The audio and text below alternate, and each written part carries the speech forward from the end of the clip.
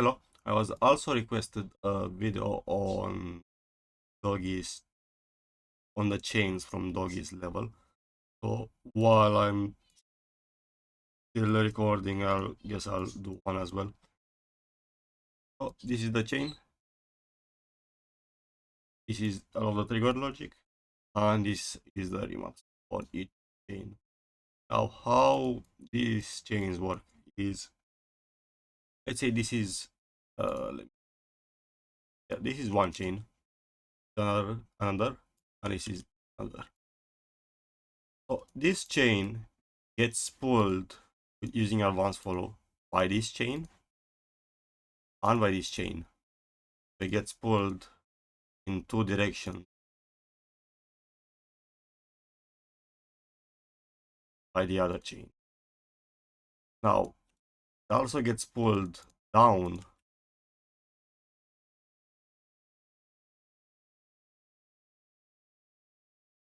by gravity, which is this object here, the gravity object.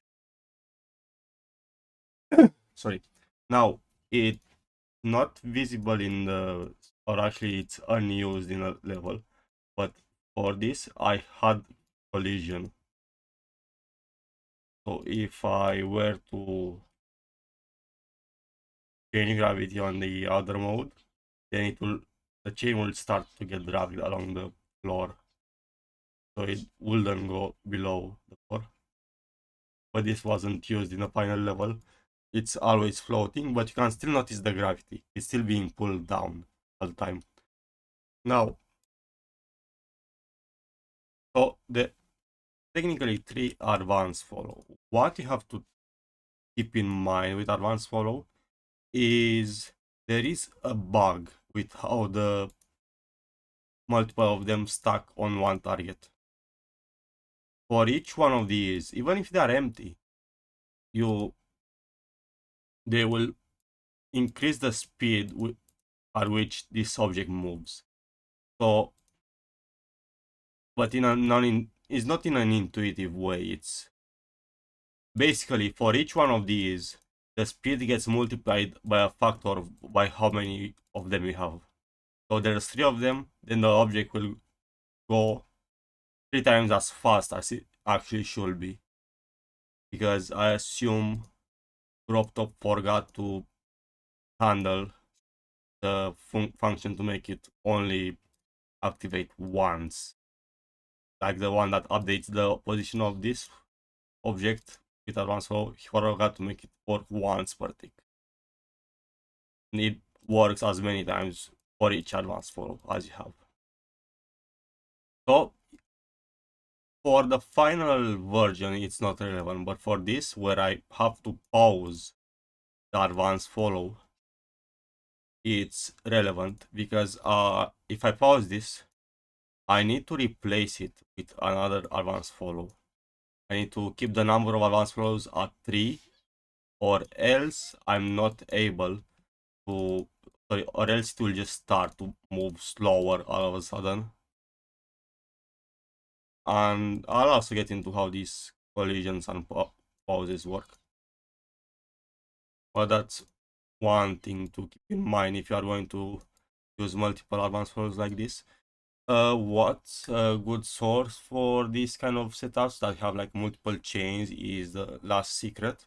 I'll also link their channel, his channel in the description, and you should really take a look. He has a bunch of interesting stuff like mainly soft body physics, which this is like one example of soft body physics, which is why it was quite easy to put it together. Now, moving on, so these ones are the first, this one is for the first chain, like this one is this one is this, and these ones are the which ones, okay, they are the physics, sorry, they are the gravity, both of them. There's 2 because I think they are on X and on Y, so there's different ones. Alright, now how I'm using, how I'm making only this be active. But these ones are the ones that replace these if they get disabled. And how I'm doing it is with, I think with priority and with exclusive. Yeah, exclusive. So they get activated in this order. And this one will get activated, this one will get activated. And if this one gets activated, sorry, this and this one, if this one, the last one, gets activated and it's exclusive, then everything after it will not, it will be active, but it will not apply. So both of these, because they have, actually, no, don't have higher priority, they are just later, spawn later. They will not be active for this target, for this chain. And if I pause this, then this will become active instead. So that's how I'm keeping like 3 of them at the same time. Sorry. And how the, so to go back a bit for, actually no, I'll just explain. And there's also this rotates. So each chain will rotate towards one chain and also the other chain with easings. And these easings are continuous, they are dynamic, so they will kind of fight against each other and end up on a in between. Now, functionally, I haven't really seen a difference between just having one of them and two, but I ended up going with this. Okay, now a word on remapping. Okay, give me a second. For remapping, so I have a copy of a spawn trigger for each one of these. And you can see the remaps here. So this is for,